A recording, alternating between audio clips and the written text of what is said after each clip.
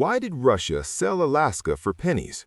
Why would one of the largest empires on Earth willingly give up a landmass larger than France, Spain, and Germany combined for just $7.2 million? On March 30th, 1867, in Washington, D.C., a treaty was signed between the Russian Empire and the United States, quietly transferring control of Alaska. No battles were fought, no armies marched, no cannons fired, and yet this single decision reshaped the balance of power in the North Pacific forever. At the time, few understood its true importance. Newspapers mocked it, politicians scoffed, Americans called it Seward's Folly. But little did they know, this sale was driven not by ignorance, but by fear. Fear of war, fear of collapse, and fear of losing Alaska anyway without a single dollar in return. To understand why Russia sold Alaska, we must go back more than a century, long before the First World War, long before the Soviet Union, back to the age of empires. By the mid-18th century, Russian explorers had crossed Siberia and reached the far edge of the Pacific. Fur traders followed. By 1741, expeditions led by Vitus Bering confirmed the existence of land across the Bering Strait. That land would become Russian America. The prize was fur, specifically sea otter pelts, among the most valuable commodities on Earth. A single pelt could fetch a small fortune in Chinese markets. Russian trading companies, especially the Russian-American Company, established settlements along the Alaskan coast. The administrative capital became Novo-Arkhangelsk, modern-day Sitka. For decades, Alaska generated profit, but it was never easy. The terrain was brutal, the winters were unforgiving, and the distance from St. Petersburg was nearly unimaginable, over 7,000 miles away. Supplies took months to arrive, reinforcements even longer. Every musket, every nail, every loaf of bread had to cross half the globe. By the early 19th century, the fur trade began to decline. Sea otter populations were overhunted. Profits shrank. Meanwhile, maintaining garrisons and settlements drained the imperial treasury, and Russia had bigger problems closer to home. By the 1850s, the Russian Empire was under enormous strain. In 1853, war erupted with Britain, France, and the Ottoman Empire. The Crimean War. Russian forces fought bravely, but the results were disastrous. The empire suffered massive casualties, outdated logistics, and humiliating defeats. When the war ended in 1856, Russia emerged exhausted, indebted, and painfully aware of its military weaknesses.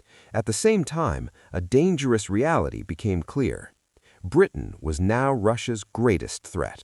The British Empire controlled Canada just east of Alaska. British naval power dominated the oceans. If war broke out again, Alaska was indefensible. There were fewer than 800 Russian settlers across the entire territory, fewer than 1,000 soldiers, no modern fortifications, no reliable supply routes. By contrast, Britain could deploy warships from Vancouver Island and seize Alaska almost overnight. By 1860, Russian military planners quietly acknowledged the truth. If Britain attacked, Alaska would fall within weeks, and Russia would gain nothing. No compensation, no leverage, no second chance. At the same time, another power was rising across the Pacific, the United States. Despite its own internal conflict, the American Civil War, raging from 1861 to 1865, the U.S. had long-term ambitions. Expansion westward was destiny. Control of the Pacific was the future. Russian diplomats saw an opportunity. If Alaska could not be defended, if it would be lost in the next war anyway, then perhaps it could be sold, but not to Britain.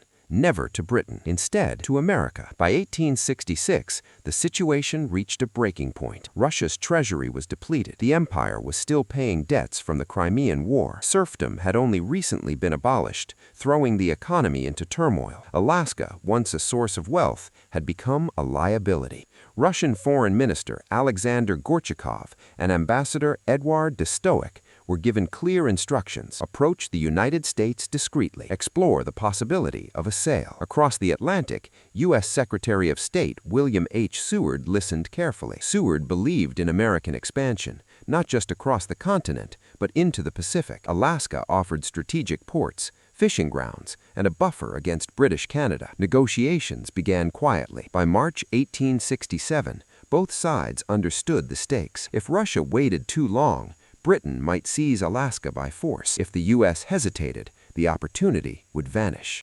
In the early hours of March 30th, after an all-night negotiation session in Washington, D.C., the deal was finalized. The price, $7.2 million. That came to roughly 2 cents per acre. To modern ears, it sounded absurd, but to Russia, it was a lifeline. On October 18, 1867, Russian troops assembled in Sitka. The imperial flag was lowered for the last time. American soldiers raised the stars and stripes. Witnesses reported an eerie silence. No cheers, no gunfire, just the cold wind off the Pacific. Russian America was gone. History would soon prove that this decision, mocked at the time, was anything but foolish. In the decades that followed, Alaska revealed its true value. Gold was discovered in the Klondike in 1896, triggering one of the largest gold rushes in history. Thousands flooded north. Fortunes were made. Then came oil. By the 20th century, Alaska was recognized as one of the most resource-rich regions on Earth. Petroleum, natural gas, fisheries, timber, all worth billions. Strategically, Alaska became priceless. During World War II, it served as a critical defensive position against Japan. American forces fought brutal battles in the Aleutian Islands in 1942 to 1943, preventing enemy expansion into North America. During the Cold War, Alaska became the front line between the United States and the Soviet Union. Ironic, given its origins. Radar stations, air bases, and missile defenses dotted the frozen landscape. What Russia had sold to avoid British conquest became America's northern shield. So why did Russia really sell Alaska for pennies? Not because it was worthless, not because they were blind, but because they were realistic. They knew they could not defend it. They knew Britain would take it, and they chose to sell it on their own terms. The sale strengthened U.S.-Russian relations for decades. It denied Britain further expansion, and it ensured Russia gained desperately needed funds at a critical moment in its history. There were no medals awarded, no parades held, no monuments built, but the decision itself stands as one of the most calculated geopolitical moves of the 19th century. A quiet transaction, a bloodless surrender, and a reminder that sometimes the most powerful battles are never fought with weapons at all. This was just one of countless untold stories from the Second World War and the conflicts that shaped it. Decisions made decades earlier, borders drawn without gunfire, and choices that would echo through history in ways no one could fully predict. Subscribe to WW2 Records as we continue to bring these forgotten chapters of history back to life.